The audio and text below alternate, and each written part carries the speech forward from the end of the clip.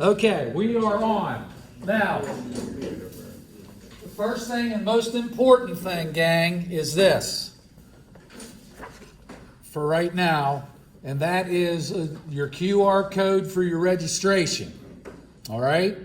Now, with us being here in the fall, actually in August, for the fall sport meeting, we discovered that this particular area struggles with Wi-Fi. So you can actually, we were able to get a Wi-Fi password, guest password from the folks here at Hoover that shared that with us.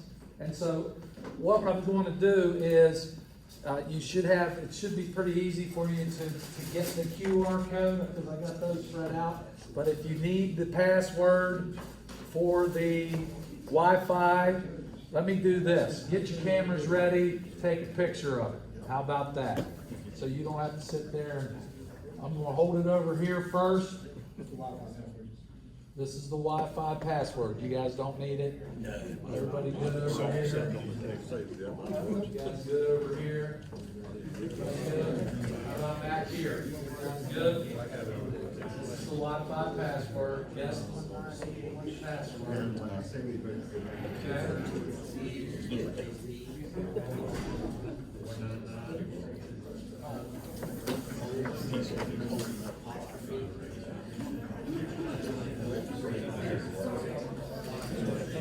We good?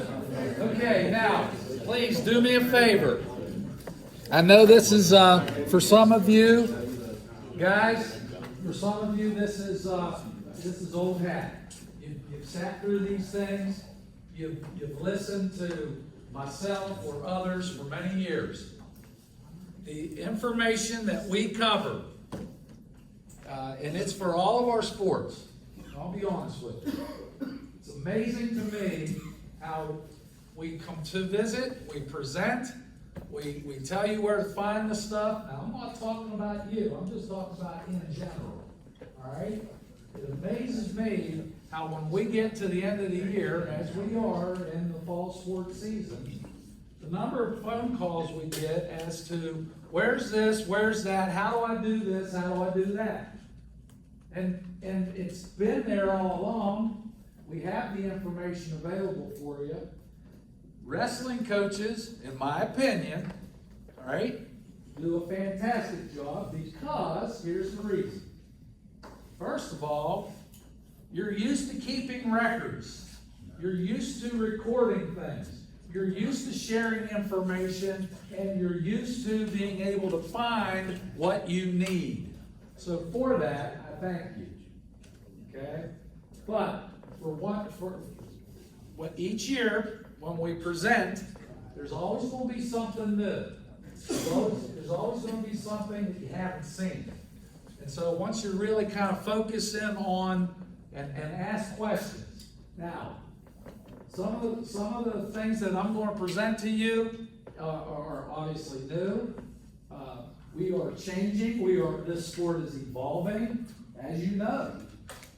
I've already had questions about what are we going to do about the girls' tournament? What are we going to do about having a regional, or how are we going to take care of some things on Saturday at the state tournament? Well, I'm here to tell you, we're working on it, right? It's not as easy as some might think that you can just, adjust a few things here or there. There's a lot of moving parts. All right.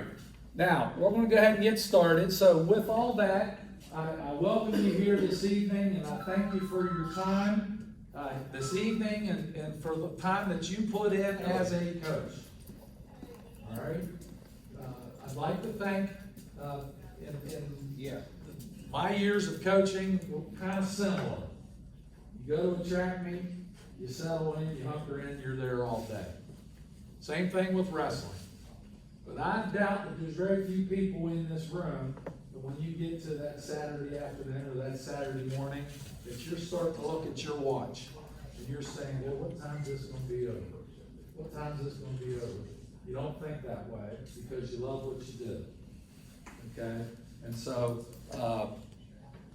getting back to required reading, The required reading that we have for our sport is all pretty much located at our site, WVSSAC.org.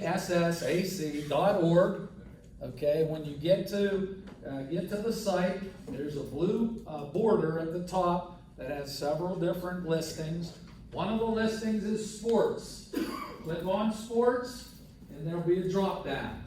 The drop down will then give you an opportunity to click on all the sports that we offer. Obviously, you're going to go to wrestling, and on the wrestling page, you'll find that we have the information that's pertinent to you guys for your sport. We also have on our site the Interscholastic. Now that's the document that identifies all of the year's basic information, specifically the regional tournament and the format that obviously we're going to have in place for the state tournament. Guys, there's a change in just the names, right? In the past, we've had basically AAA and AA. Today, it is now called Division I and Division II. Okay? That's the change. We had, I think, one school go from what would have been the Division I or the AAA down to the AA. Okay? So that's the big change. The regions are the same. The regional formats, the tournaments, everything remains the same in that regard. Okay? All right. So we have the Interscholastic, we have the rules and regs, we have the sports medicine packet. The sports medicine packet on our site is obviously very important. It is edited each year.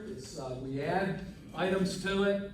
Most of the time, I would be willing to bet that most coaches in other sports have no clue what's in a sports medicine packet.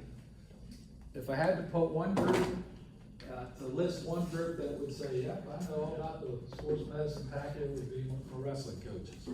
Because it has the information in there for such things such as skin diseases, skin lesions, issues with the skin, concussions, right?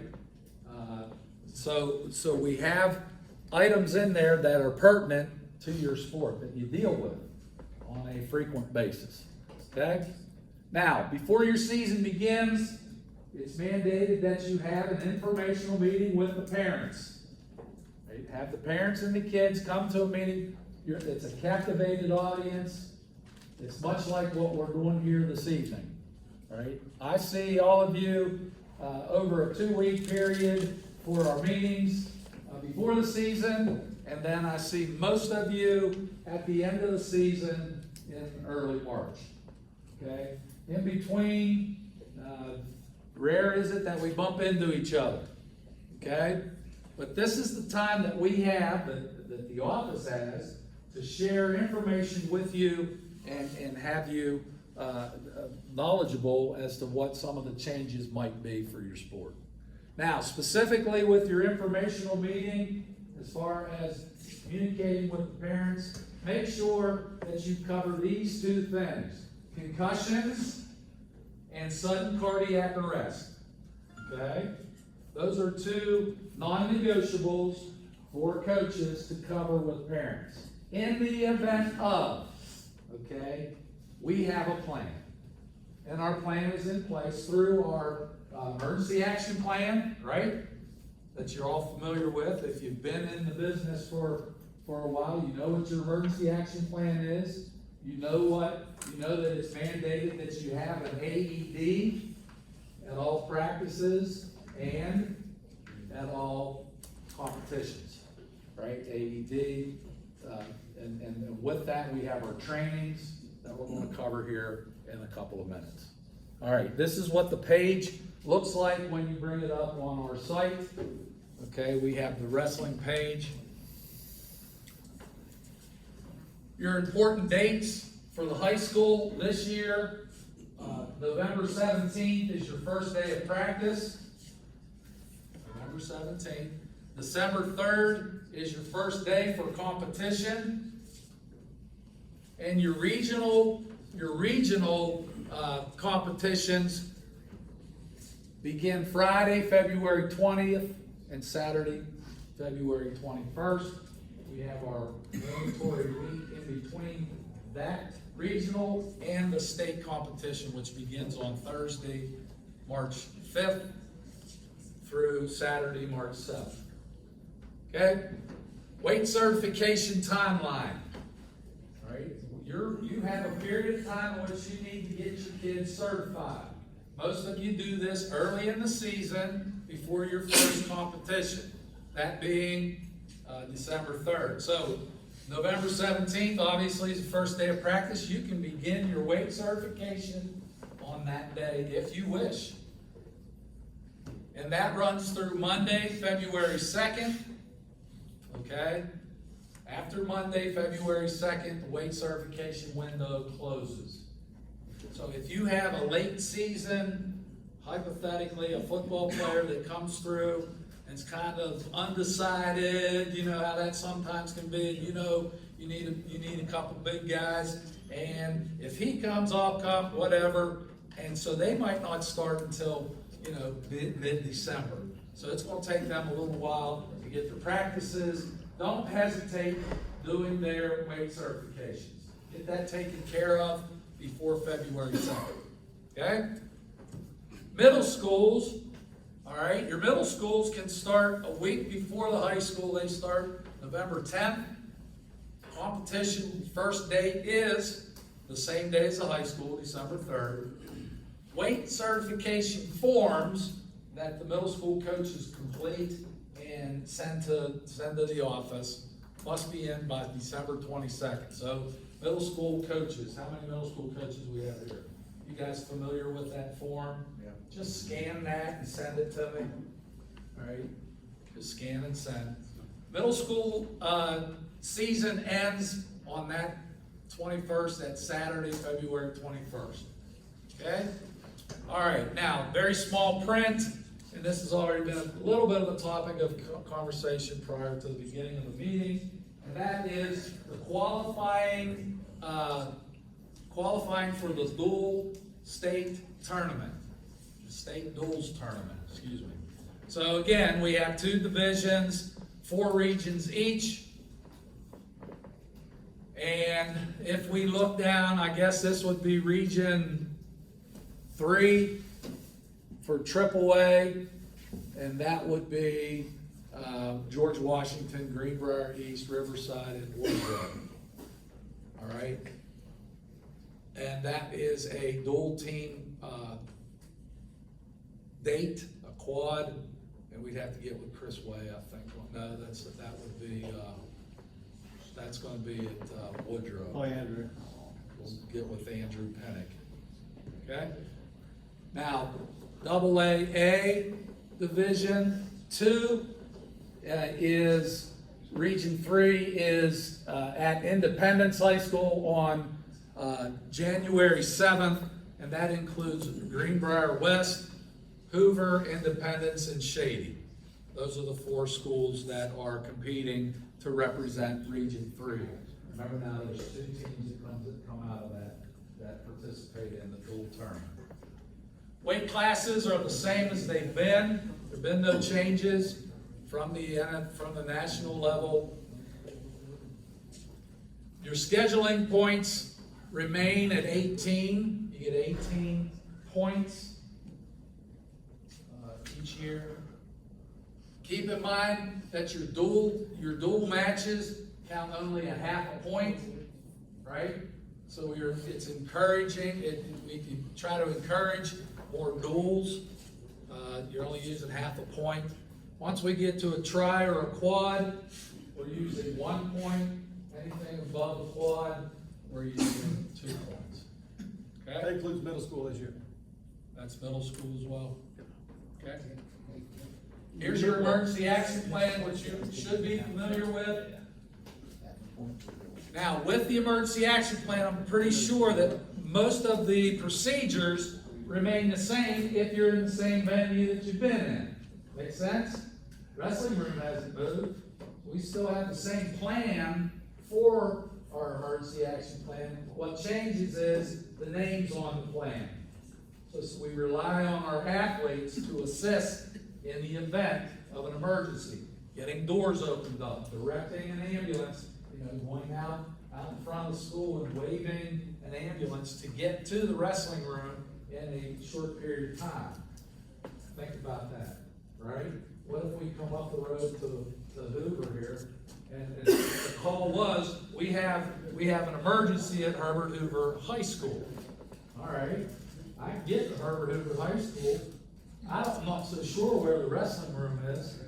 So the key here is that you get some of your athletes out and you get them to direct. Once you see that ambulance, wave them, wave them on up to the wrestling room. Okay? Once they're in the building, make sure that all barriers are out of the way. If we're in this room, we've moved these desks, right? We don't want to have any interference for the EMS once they arrive on site. Okay? Eligibility and rosters are due. Remember I shared earlier, it's amazing that we get through an entire season and we discover things. I'm discovering some things with one of the sports that I'm in charge of, from people making phone calls and saying, oh, I forgot this, and it happens to be an eligibility, all right, which is kind of scary. Why is an eligibility so important? In the event of a catastrophic accident, this provides insurance, okay? If that student athlete's name's not on that eligibility certificate, it does not provide that family any services, okay? First and foremost, that's the main reason, all right? So make sure that you have the kids in your room are on that document, plain and simple. Physical exams are good. They are good from May 1st, 2025, all the way through your season. Okay? On the physical form, the standardized form is what is presented here. It will identify at the bottom, page on the left at the bottom, 2 yellow rectangles. Those are signature tabs. The signatures are the student athlete and the parent. Okay? And that's signing off on eligibility information. The second page at the top is information dealing with the medical history of that student. Parent signs there. So we have 2 parents, 1 student, and then at the bottom of page 2 is the signature of the physician that performed the physical. Okay? Pre-game safety meeting and protocol. This is something that I'm sure has been done at tournaments in the past. And you haven't been told that you have to do it. It just makes good common sense. But now you're being told you have to do it. Regardless of the size of the competition, we need to have a pre-competition meeting, and that is to be initiated by the home school administrator. Now, we know we're busy with what we're doing, getting the kids weighed in and everything, and where's the administrator? So make sure at some point prior to that competition, you communicate with whomever is going to be in a supervisory role at that competition that evening. Okay? In a relatively calm setting, say, hey, this evening I need you there. The matches start at 6. I need you there at 5:45.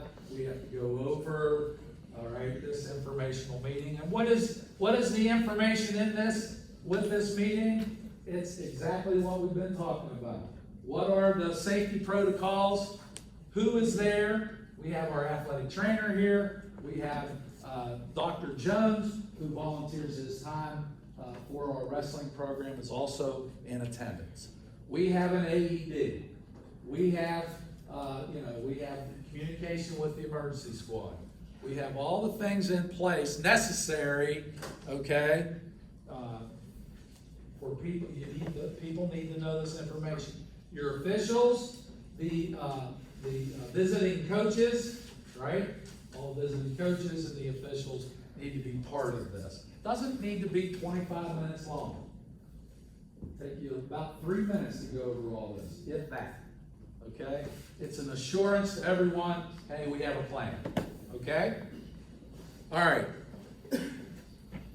Okay, earlier we shared that you are responsible for an informational meeting for parents, and I shared that you need to make sure that you cover signs and symptoms of concussion and sudden cardiac arrest.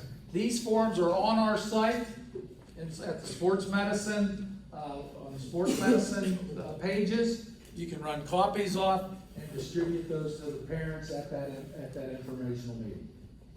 Okay? All right. Sanctioning. The state of West Virginia is bordered by several states, some of which require sanctioning, others do not. Ohio and Kentucky do not. Virginia, Maryland, and Pennsylvania do. If you know that you're going to be leaving the borders of West Virginia to go to a tournament, okay, you need to make sure that it's properly sanctioned. So communicate with the director of that tournament. Communicate with our office. We have people in our office that can help you if you need help with the sanctioning form. Okay? Those are online, can be completed online and submitted.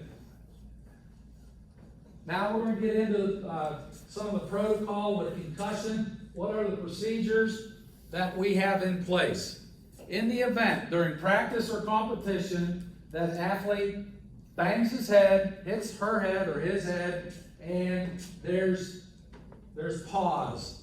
They may be injured, okay? They come up, they're holding their head. They need to be immediately removed from either practice or that competition, okay?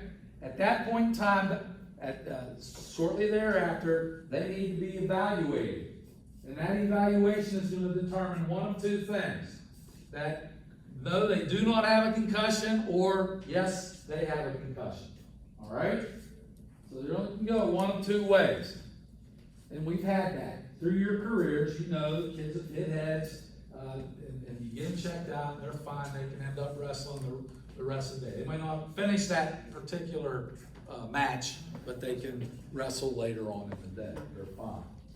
But we have to have someone determine that other than you as a coach or an assistant coach or a parent. It must be one of our 7 healthcare professionals. Okay? Now, with just an evaluation that determines no concussion, we still have to complete part 1 of our concussion list. And it's just a simple form that says that on this date, Joe Jones banged heads. It was evaluated by so-and-so on the 7 healthcare professionals and is determined no concussion. Submit that. That needs to be done within 7 days. Okay? Now, in the event that that student athlete suffers a concussion, we now have a different route that we need to take. First of all, that student athlete's going to need time. Okay? And if you've been in the business for very long, you know that there's no set limit for anybody suffering from a head injury, a concussion. It could be 3 days, it could be 3 weeks, okay? Depending on the severity. And no 2 concussions are alike. Could happen to the same kid 2 years ago, had a concussion, 3 days later he's in protocol, good to go, 2 weeks later he's wrestling. This time, same kid, same basic scenario, now he's got lingering effects or lingering symptoms, right? So the second time around, it's going to be potentially a little bit longer than the first as far as the protocol. Protocol cannot begin until they've been released, or not released, but they've been evaluated by a doctor or one of the 7 healthcare professionals say they're good to begin the protocol. Okay? Once they begin the protocol, it's a 1 step per 24 hours. You can't speed the process up. So step 1, basically, the first largest part of it is getting them symptom-free. Signs and symptom-free, asymptomatic. The next big piece is that we need to begin light aerobic exercise. So that's just a light jog, right? And that's not moving too briskly, getting the heart rate up at about 70%. Okay, they clear through that, they sail through that first day pretty well. They get to the second day, which is sport specific, okay? That's a little bit more sport specific. Now you got them on the mat, you're doing some, you're just doing some movement, more intense movement, and you get about halfway through, and then they're like, my head is thumping, right? My head is thumping, all right? You shut it down at that point, shut it down, allow them to rest, maybe a day or two, bring them back where you left off. You don't have to start all over again. You can bring them back where you left off, okay?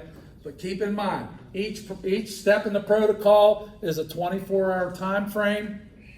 You get to the third real protocol here is non-contact training. After they pass through the non-contact, that's when they need to get released by one of the 7 healthcare professionals as far as being able to enter into full practice mode. All right, once they're in full practice mode and they come through, they get through that without any concerns or issues, then they are cleared to return to play. All right, so this is very detailed, and if you have questions, communicate. Some schools are very fortunate in that they have an athletic trainer on site, and you really don't have to fuss with a whole lot of these things. Other schools aren't as fortunate. So you are the main person making sure that this is being done correctly. Okay? All right, these are your healthcare professionals, right? The reporting form, remember now, part 1 needs to be reported within 7 days. Part 2, once they go through the protocol and it's complete, that needs to be distributed, or that needs to be submitted to our office within 30 days. Okay? There's a part 1 example, there's part 2. See how easy, or how, part 1, not a whole lot of information there, basic information as far as the school, the person completing the report, and the position. Part 2, more detail. The detail is that now we're listing when they completed each of the protocols. A very simple, most common sense thing to do is, if you're not sure, it's real simple. They don't wrestle. Okay? Gone are those days that some of us still remember when a kid would maybe be playing football or in any sporting event, potentially suffer a concussion. They come to the sideline or come to the ring, and you've got the jokester coach going, how many fingers do I have up? You've got people say, oh, you got your bell rung, got this, that, and the other. Those days are in the past, gang. We are more educated now than ever in dealing with these issues, and so no child is worth the risk that you put them in to wrestle or compete. At some point in their life, they're going to be 28 years old and out of high school 10 years, right? When you see them 10 years after they wrestled for you, you want them to be able to recognize you, plain and simple, and carry on a decent conversation. Okay, and we have examples throughout time where kids were pushed beyond what they should have been pushed, and they have lifelong lasting deficit. Okay, so it's very serious, and we're doing a much better job with this now than we have ever. Now, your 10 legal duties, this is another slide that you'll always see, but I will always share with my wrestling gang, is you do this. It's inherent with what your sport is. First of all, properly plan an activity. I can't imagine walking into a wrestling room and not having a plan. Most of you probably have a plan all the way through, March 7th, right? You've got your plan. For those of you that are young coaches, it's imperative that you have your plan. It's also very critical that you record what that plan is each specific day. And it's real simple in today's world. You can have it on your phone, you can have it on a laptop, any device. It should be available in a moment's notice. Provide proper instruction. Flows right in. You young guys that are here, when's the last time you went into a wrestling room and the coach just said, do whatever you want? Has that ever happened? No. It's not going to happen, right? There's going to be demonstration, there's going to be proper training, proper instruction going on. Demonstrations going on constantly, okay? Number 3, warn of inherent risk. Also, going back to my youngsters, what have you ever been told you can't make that move, it's illegal? Yeah, sure you have. The coaches are there identifying that. They're warning you of an inherent risk. The risk is, first of all, it's penalty point. You keep going, right? Also, you or your opponent can be injured. Right? So we are constantly warning of inherent risk with our sport. Providing adequate, proper equipment, right? Now with that, we identify that the mats need to be cleaned before and after practices. Right? We have a routine with these things. Matching your athletes appropriately is what the sport is built on. Evaluating athletes for injury or incapacity. Supervision of the activity. Okay, supervision while practice is going on is incredibly detailed. We have a video camera set up. We're recording everything that's happening during that practice.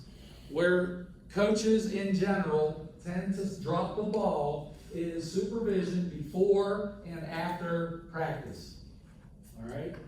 So again, in your mind, you should always be thinking. All right, now I am in charge of 25 or 20 kids, regardless of where you are. Doesn't always mean that you're at practice. Could mean that you're traveling to a tournament, overnight. So have a plan for each of those scenarios. Have a plan in place for how you're going to supervise those individuals. Provide adequate emergency assistance. We do that with our emergency action plan. And protect against physical and psychological harm from others. Okay? Out of season coaching, these are our flex days. Flex days are on a rotating once a year basis. 32 flex days that are available to you for your program. Now, make sure that those are principal approved. Keep in mind that there's an end date. The end date for this year is June 6th. Flex days cannot be used during the first week of someone else's season.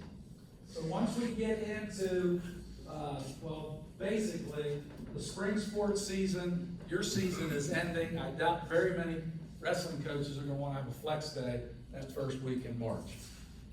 But if you wanted to, you'd have to wait until the second week. All right?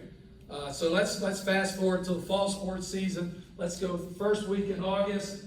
A wrestling coach cannot have a flex day during the first week of August because that is the first week of our fall sports season.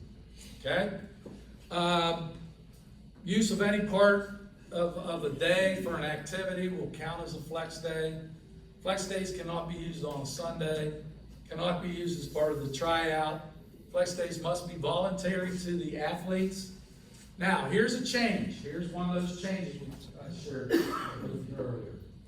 This year, 8th graders are permitted to participate in flex days during the school year once the season is complete. So after March 7th, right? After March 7th, your 8th graders will be able to participate in your flex days. In the past, you had to wait till the 8th graders were finished with the 8th graders. You didn't get them until late May, early June. All right? Again, they do not roll over. You don't get to bank them from one year to the next.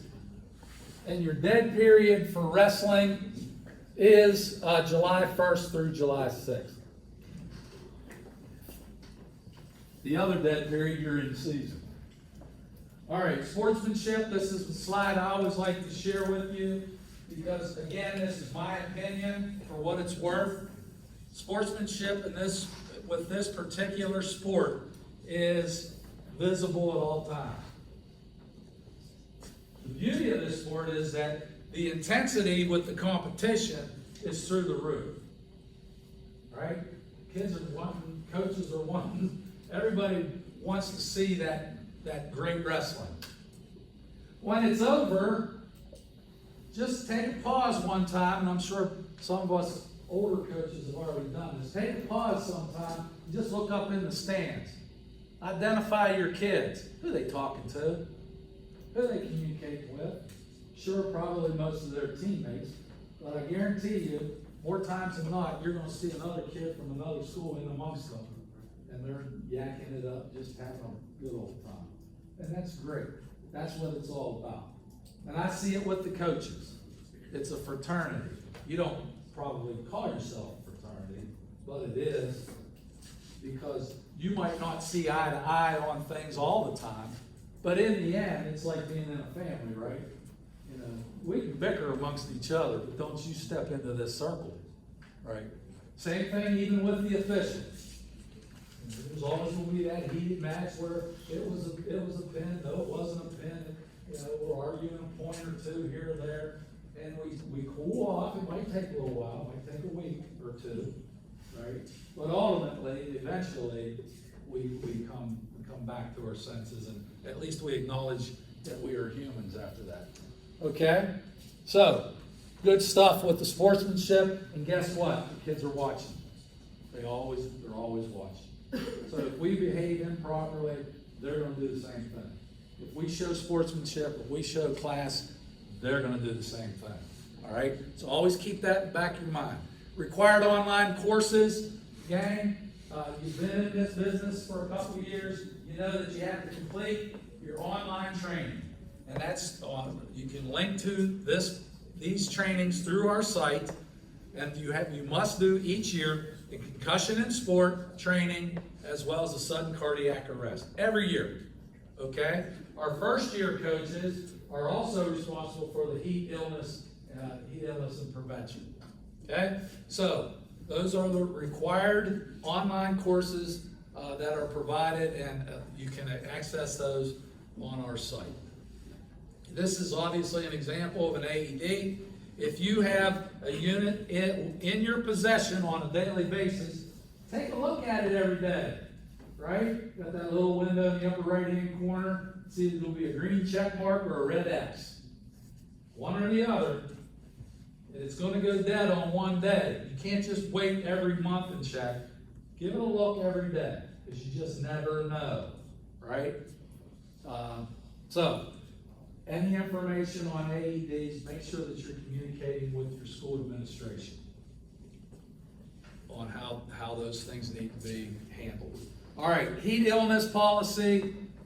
The heat illness policy is in place year-round. We obviously have concern with our sport with heat when we are in a phase where a student athlete needs to drop a few pounds on a Monday or whenever after a break. All right? Keep in mind that protocol is in place, right? We have the alpha training, we have the track wrestling program in place to protect everyone involved, especially the student athlete. So they check in, you get them certified on December 1st. December 1st, they're certified to identify that their weight they can get down to based on their percentage of body fat and hydration. They weigh 150 pounds when they get certified. They can get down to 138. Okay? They can't do that in 2 days. They've got to do that over a period of time. That period of time might be 3-4 weeks or more. Okay? So it's designed for safety in mind for all. Okay? All right, now your skin infections, primarily we have a form. Right there's the form. It's within the packet of information online. Coaches are encouraged to make several copies of this form, have it available so that in the event that a student athlete comes to you and says, Coach, I got something on my arm here, not sure what it is, kind of itches, and there's like little bubbles there. Well, here's what you're going to do, Coach. You're going to say, okay, we need to get hold of Mom, and you're going to give them this form, and they're going to go to the doctor, and they're going to get it evaluated, right? And it's going to be identified. It's going to be, that student athlete is going to be given probably some cream, some instructions, things to do, right? You as a coach are to have that document with you at weigh-ins. It must be the original document, right? Officials? Officials, raise your hand. Okay, you're all officials? That's awesome.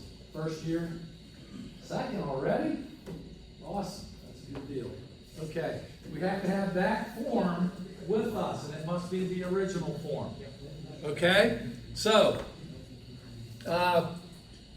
make sure you run several of those copies off and have it available. Now, in the event that it is a herpes virus, right?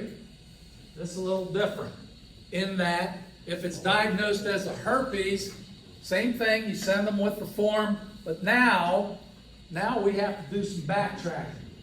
Okay, kid comes back and says, doctor said it's a herpes virus. All right, now you got to backtrack about 10 days, right? Back as to who that student athlete was in contact with. So he presented to you on a Wednesday. The last time he or she wrestled was on Saturday, right? That was a big invitational. And they wrestled several times. So that's another reason that we keep good records, right? Because now we can identify who that student athlete wrestled. Then we need to make sure that we communicate with that opponent's school or coach. Okay? Has anyone in here ever had to use that one? You have? Okay. So it's always good to have people with that experience. Obviously, if you call our office, we'll direct you as well. So don't think you have to go these things alone. You may call and say, Dan, we've got an issue down here with herpes. I know you said something back in November about, or October, about a form, and we'll get you squared away on that, okay? All right. Okay, your criteria for seating for the regional has not changed. We're going to use the same protocol, same steps that we've used in the past.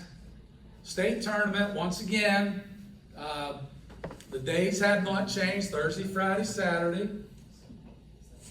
The weigh-in for Saturday is a half hour earlier. Okay? All right, here's another different kind of, here's a change as far as the definition for eligibility for our student athletes. It used to be that you had a middle school timeline and a high school timeline.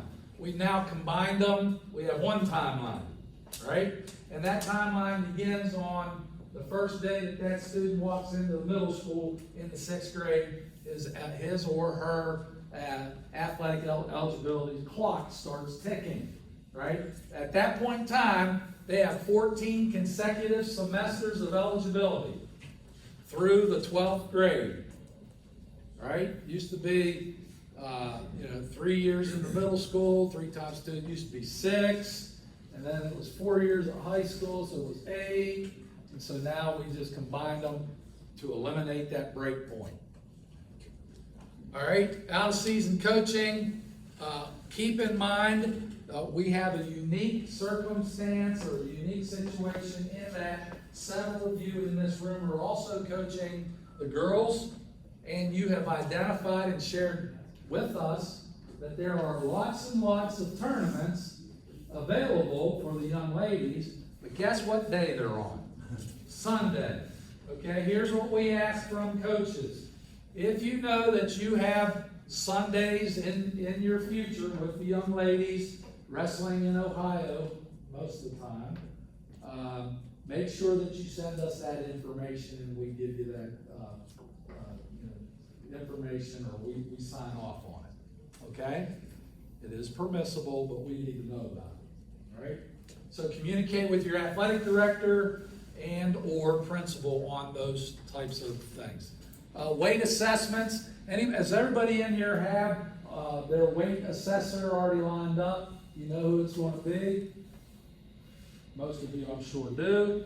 If you have someone, or several people, that wish to become an assessor, please contact me and just provide me with their name, their phone number, and their email. Okay? With those 3 items, I will share that with Dr. Stephen Eddy. Okay? Dr. Eddy oversees our weight certification program, and share that information with him. He'll communicate with that person and get them certified to become an assessor. Okay? Any questions there? Okay, coaches and officials, earlier I shared, we don't always see eye to eye. This particular slide is in place for, okay, perfect example right here. We have 1, 2, 3, 4, 5 young officials in this room. Now, you've all officiated at least 1 year, or some of you are going to be going into your first year. Okay, so with that all said, you as a coach, this is an environment where we know we're going to need officials, 10, 15, 20 years from now. We've got to get these young people educated. We've got to get them to the point where they're going to make mistakes, right? Help them out. Communicate with who's overseeing this program here? Is it just through the school? Steve Stoffel. Steve? It's going to be Steve Stoffel, and mostly Steve Stoffel, but I'll take credit for it. But just communication with, primarily with Jeremy. If you need help in securing and building these younger officials, that's how we get to the point where Steve and I are working on. We've already had one working meeting actually. So I'm going to get these guys some information here shortly. Excellent. That's positive. I love seeing it. Okay, now coaches, if in the event there's an ejection from a match of a student athlete or even a coach, and we feel that maybe not, we'd like to appeal, we have that opportunity in place. That opportunity exists, and we need to do a couple of things. Number one, we need to get a copy of the appeal form. It's online at our site, and we also, that needs to be completed and submitted by one of your school administrators, either your athletic director or your principal. Once we have that, we also need video evidence. We'd like to see as much video available, have as much available to be able to make a good decision with. Okay? Now, how many of these do I get a year from wrestling? You may ask. How many do you think? Well, I don't know about 0. Let's say way less than 5. Okay? The entire state, way less than 5. And again, I'm not going to give you the name of the sport. Now, is that just for disqualified ejected? That's for people who want to appeal. And they disqualified or ejected? Right. Right. Not just if they don't like that I call 3 and No. It's an appeal in which there's been. If that's the case, you can get a lot of my videos up there. At any rate, there are other sports where we're dealing with appeals on a weekly basis. More than one. Okay, your non-school participation rule, again, this being a sport in which you have the opportunity, your athletes have the opportunity to compete outside the school team, right? Make sure that you know where your athletes are, where they're going, what they're doing. They cannot miss a school regularly scheduled match for a an open tournament. Now, so make sure that you have that information from your student athlete. There are circumstances, and I will give you a circumstance from last year in cross country. We had a young man from Hurricane High School who was a pretty good runner, and he was invited to compete in an event out in California, right? And it just happened that that was also the weekend where his school was also involved in the competition. So the school, it's an honor. The school shared with us this invitation and obviously signed off on it, and away he went. And I'm pretty sure that might happen with Hoover with a young lady at some point. Yeah, she's pretty smooth.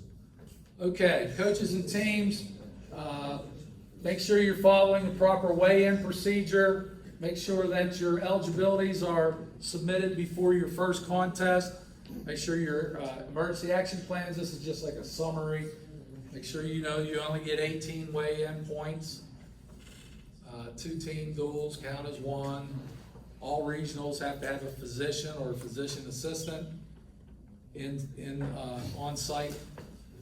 Now, the state duels still don't count as a winner, right? Correct. Yep.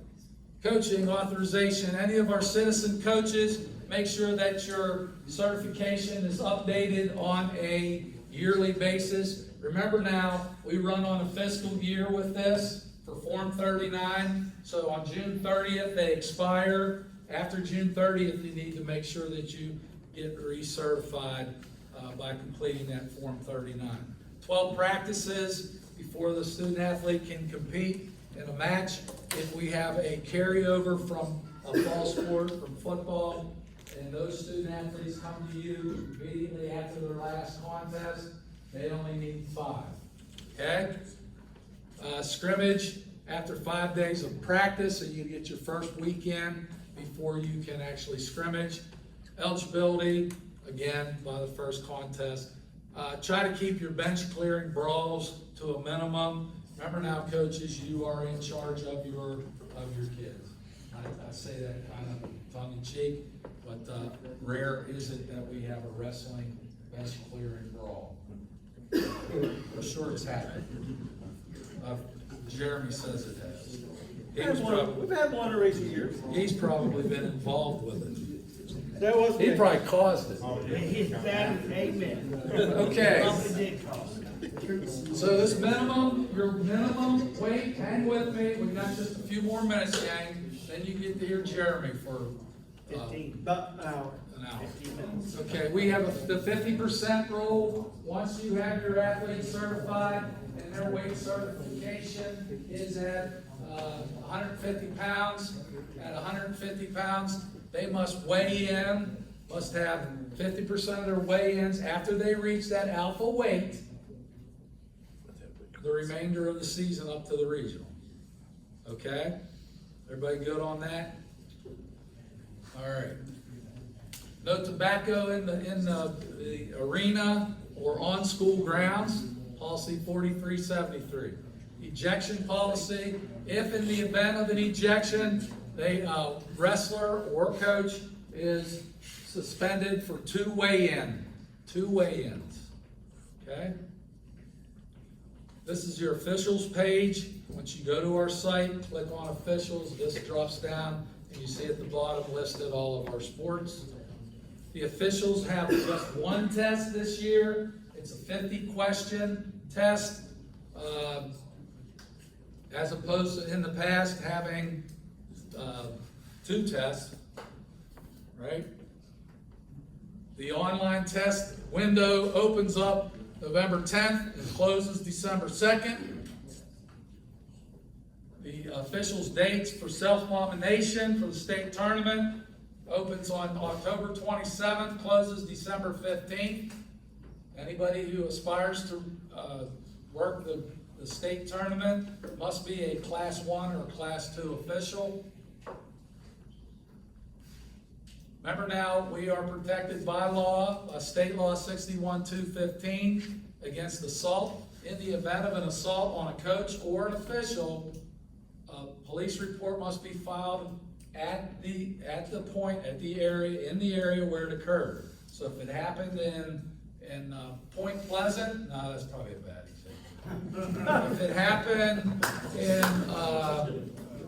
happened somewhere in West Virginia, you're a visitor, you need to have the police come to that area, come to that school and file that report. Because that case must be held or heard by the magistrate in that county. All right? Online reports, gang, coach, or officials, make sure before you hit the submit button for a special report that all of the information above it is correct. Okay?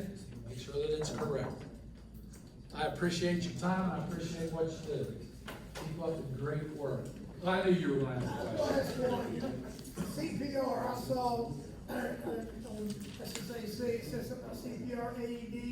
That's the training. Training says is required, right? The training is mandated. Now, do you have to be certified or as long as you've had training? You have to be trained. Thank you. It's I mean, that's- ideal that you are certified. Is the Make sure. scrimmages still just two teams, you and one other team? I know Huntington used to have a big thing with Right. having a bunch of teams. That has not changed. Still just you and one other school? Correct. Questions? Any more? Before we start? All right, I'll keep this brief. I've got a dollar playing volleyball this evening here, so we'll try to get through this as quick as possible. You're being recorded. Rule changes coming up this coming season. Competition and dual meets shall be conducted by a random draw of weight classes or starting at the lowest weight class and going to the highest. You get to the site, two coaches can't agree to start at the lowest weight class. We'll do the random draw and then we'll go from there. So that's the only real change there. Just allows the state the flexibility to choose how to determine starting weight classes rather than in times past it had always been the random draw. School name, nickname, school logo, school mascot, weight classification, and/or the wrestler's name are permitted on the uniform top and/or bottom. We do have some schools that are kind of already doing that. So, but with the 2026-2027 season, those schools that choose to use this format for their uniforms or their warm-ups will be able to. Leg sleeves with no pad, those are now legal this year. Wrestlers shall not wear wristbands, sweatbands, bicep bands, or arm sleeves that do not contain a pad during the match. So they did legalize the use or the wear of the leg sleeves with no pad in that. Basically, their justification was that it doesn't. It's no different than wearing the leggings that some of the wrestlers wear, as opposed to the leg sleeves. So. Fall, near fall, and tech fall. It says a near fall is ended when the defensive wrestler gets out of the pinning situation. So basically, if the offensive wrestler has the defensive wrestler in near fall criteria, once the defensive wrestler comes out of near fall criteria, up past 45, and the near fall has created a tech fall situation, officials are now required to stop the match. In times past, we've allowed wrestling to continue as long as that pinning combination stayed locked up. Now, once we get the tech fall through the near fall, and we come out of near fall criteria up past 45, officials will be stopping the match. So, the rule change basically defines when a tech fall shall be awarded and eliminate any confusion between the pinning situation and the near fall criteria. If a takedown or reversal straight to near fall criteria creates a 15-point advantage, the match shall continue until the near fall criteria is no longer met. So the score is 15-3. We got a takedown straight to a wrestler's back. The defensive wrestler is in near fall criteria once the takedown has been awarded. Near fall will continue or until we come out of near fall criteria or the offensive wrestler has the secured pin. So just like the previous slide there, like I said, once the defensive wrestler comes out of near fall criteria or escapes the cradle, the half Nelson, whatever, the match will be stopped for a tech fall. Rule change will clarify when a match shall be stopped to award the tech fall. By adding the near fall criteria to this rule, it will make consistent with the takedown reversal that creates the 15-point advantage. Illegal holds maneuvers. The broomstick in play pick A on the left is now illegal, as well as the wrestler in gray using his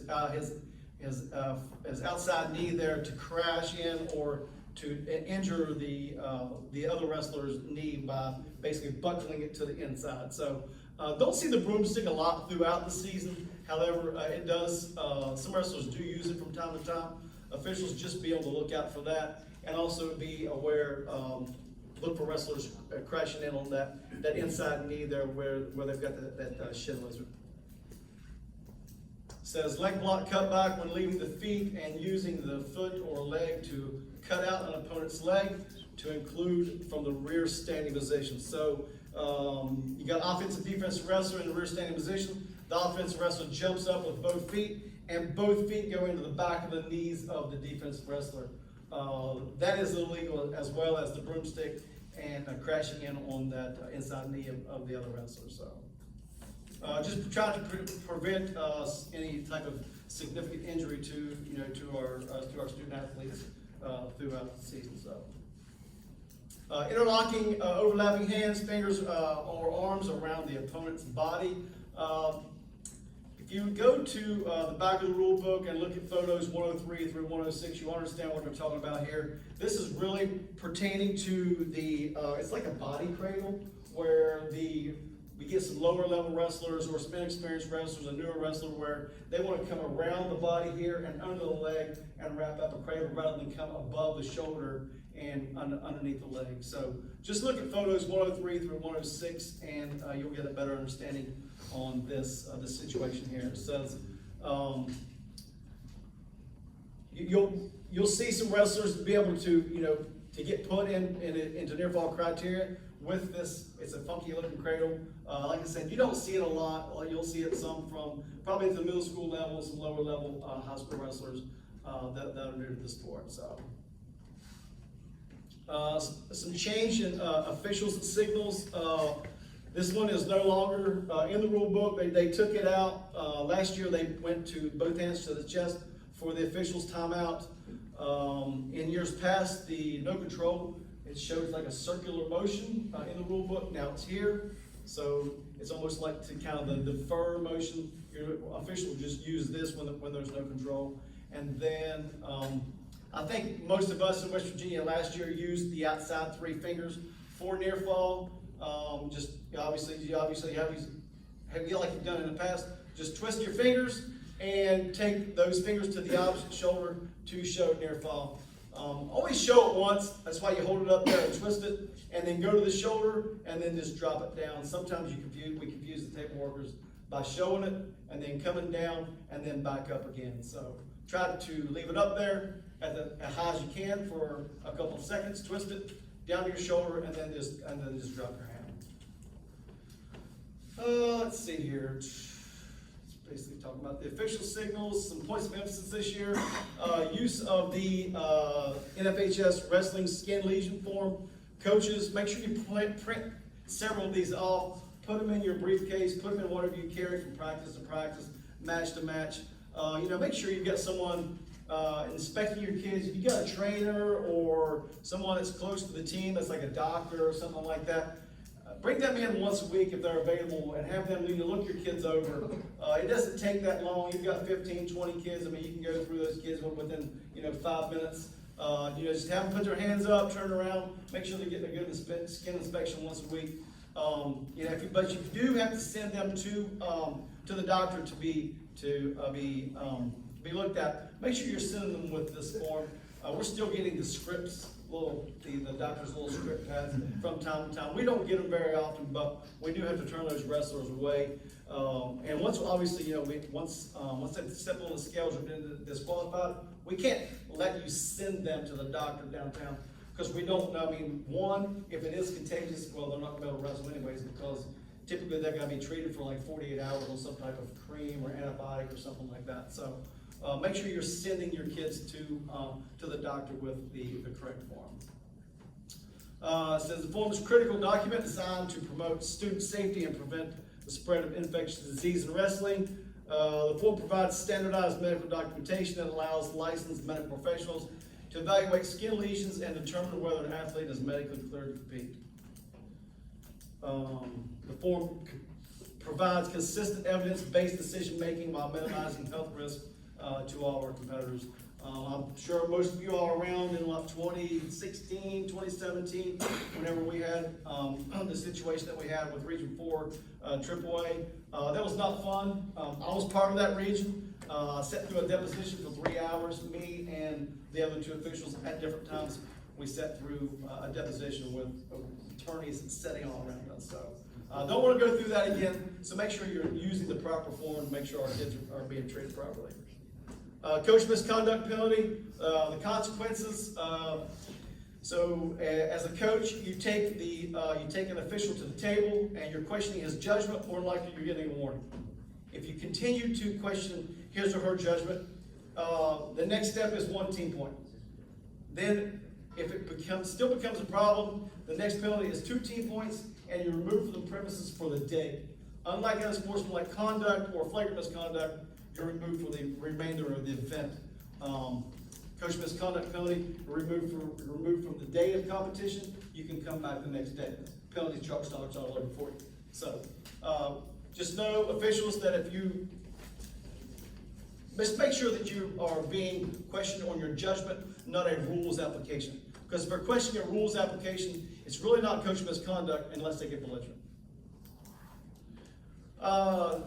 The coach misconduct penalty affects team morale, it creates a competitive disadvantage, reputation and credibility loss with your parents, your administration, your wrestlers. You can also face administrative and disciplinary ramifications, either through the state association or your local school board. And it's a negative role modeling for your student athletes. So if they see you acting out, they feel like they can act the same when another situation arises. So, new this year for the wrestling officials is an out-of-bounds signal with both hands sweeping to the outside. I feel like we're still kind of transitioning to the college rules, so because this is definitely a college mechanic to blow the wrestlers out of bounds. Obviously, we're going to award the points before the wrestlers go out of bounds, and then we use the sweeping action to stop the match. It just allows the coaches, the fans, even the scorekeepers to know that we're blowing the wrestlers out of bounds, and they stop the match. I think in times past, most of us have awarded the points and then put a hand up. So now we'll award the points and we'll be sweeping to the outside. It's going to take a little bit of time to get used to that, especially for those that have been officiating for a while. So just you're going to see is probably a little bit of back and forth between raising our hand to stop the match and using the sweeping motion to blow the wrestlers out. So, role of referee is an integral part of the sport of wrestling. Using clear wrestling official signals is essential for ensuring consistent communication, maintaining the integrity of the match, and enhancing the overall spectator experience. It says when officials use standardized, visible, and unmistakable signals, it reduces confusion among coaches, athletes, scorers, and fans.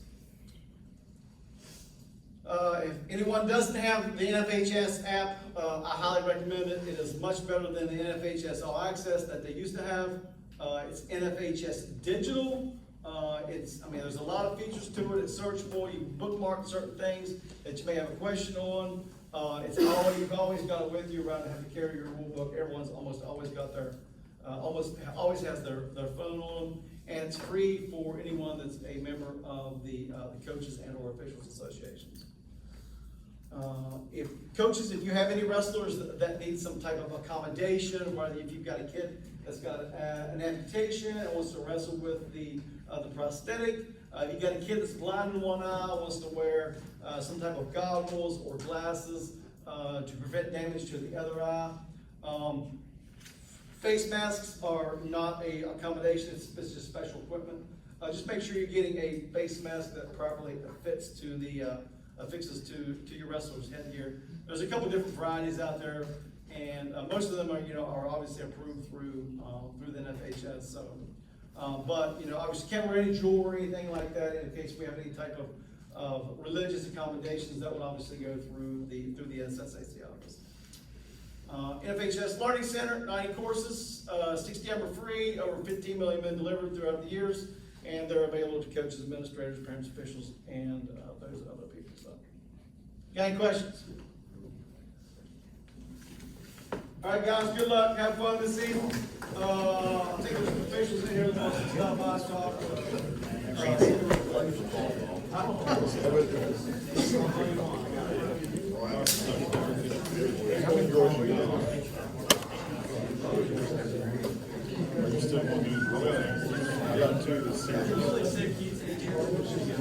Well, it's senior night. I wonder if you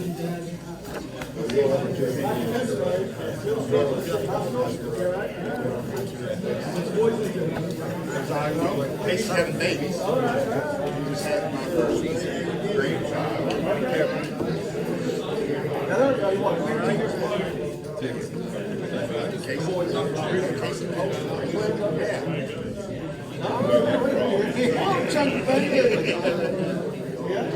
He's a pretty good guest. Oh, wow. No, you're good. Yeah, Cole's working on the team. Gary's Conan's working around the house construction. The youngest one is in Parkersburg, WV.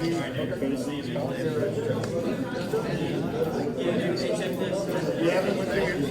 There you go. Jeremy, I'll see you on the map, brother. Calvin. I just ended up in good college.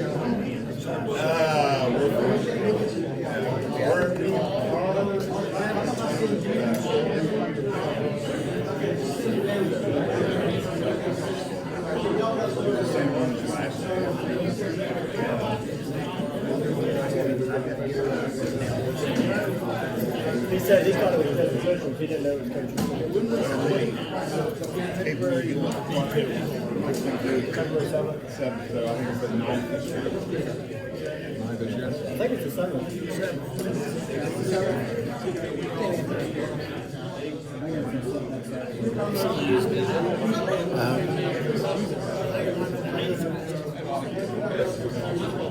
It's the first Saturday.